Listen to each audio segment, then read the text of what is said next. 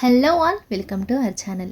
ఈరోజు వీడియోలో మరొక సింపుల్గా తొందరగా చేసుకునే సొరకాయ అప్పాల రెసిపీ చూపిస్తున్నాను. ఇది ఈవినింగ్ స్నాక్గా అయినా లేదా పొద్దున బ్రేక్ఫాస్ట్గా అయినా తీసుకోవచ్చు, లేదా స్పెషల్ అకేషన్స్గా ఎప్పుడైనా తినాలి అనుకుంటే ఇలా ఆయిల్ ఫుడ్ అయితే ప్రిఫర్ చేయొచ్చు. డైలీ అవసరం లేకుండా ఎప్పుడైనా స్పెషల్ అకేషన్కి సింపుల్గా చేసేసుకోవచ్చు. తక్కువ ఇంగ్రీడియంట్స్తో తక్కువ టైంలో చేసేసుకునే హెల్తీగా టేస్టీగా ఉండే ఈ సొరకాయ అప్పాలు ఇప్పుడు ఎలా చేయాలో చూద్దాం. దీనికోసం నేను ఒక కప్పు సొరకాయ తురుమును తీసుకున్నాను. లేతదైతే తొక్క తీసుకొని అవసరం లేదు, ముదురుదైతే తీసుకోండి.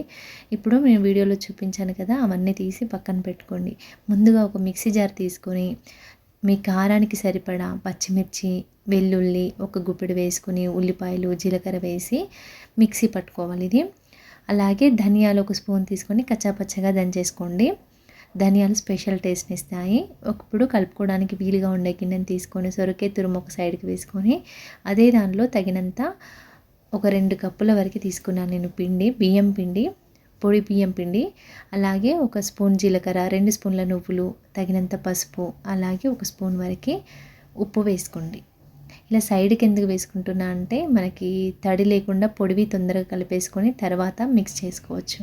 దంచుకున్న ధనియాలు కూడా వేసుకొని ఈ పొడి పిండినంతా చక్కగా కలిపితే ఇందులో ఉన్నదంతా పర్ఫెక్ట్గా కలిసిపోతాయి. పసుపు, నువ్వులు అనేవి తడి లేకుండా ఉండల్లా ఉండకుండా పొడిది ముందుగా కలుపుకొని పక్కన పెట్టుకోండి పిండిని.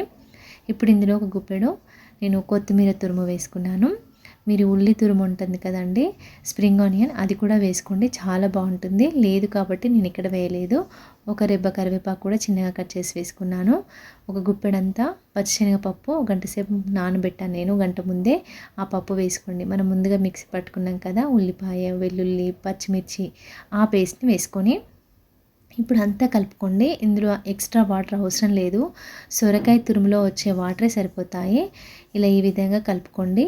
పిండి తక్కువగా అనిపిస్తే యాడ్ చేసుకుంటూ మరీ లూజ్గా లేకుండా టైట్గా లేకుండా కలిపి పక్కన పెట్టుకోండి.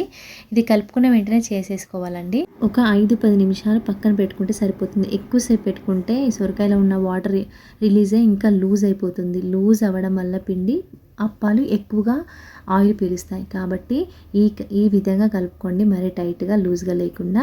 ఇప్పుడు కవర్ తీసుకొని కొంచెం ఆయిల్ రాసి దానిపైన ఈ విధంగా అప్పాల్లాగా స్ప్రెడ్ చేసుకోండి.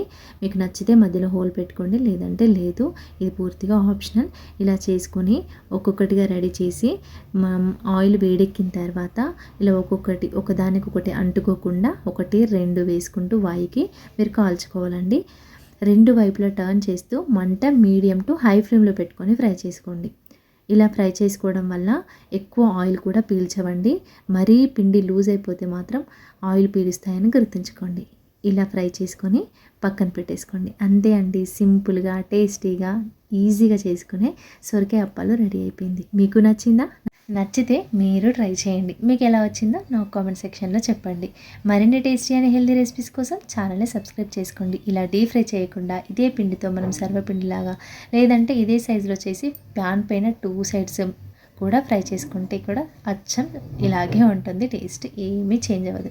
మీకు ఈ వీడియో యూస్ఫుల్ అయితే లైక్ చేసి మరిన్ని టేస్టీ అండ్ హెల్తీ రెసిపీస్ కోసం ఛానల్ని సబ్స్క్రైబ్ చేసుకోండి. Thank you for watching.